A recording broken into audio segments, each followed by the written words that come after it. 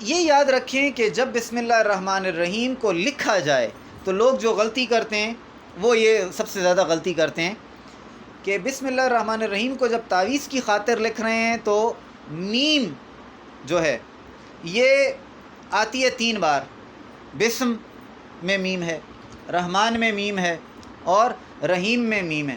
اسی طرح اللہ کا ہا، ان سب میں دائرے کو کھلا چھوڑنا چاہیے.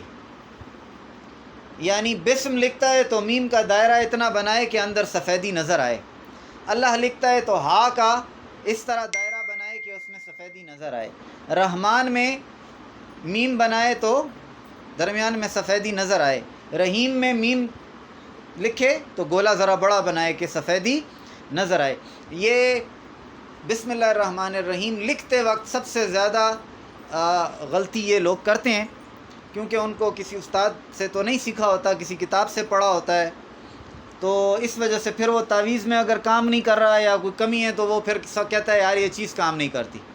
تو مسئلہ یہ نہیں ہے کہ چیز کام نہیں کرتی، مسئلہ یہ ہے کہ اس نے غلطی کی ہے.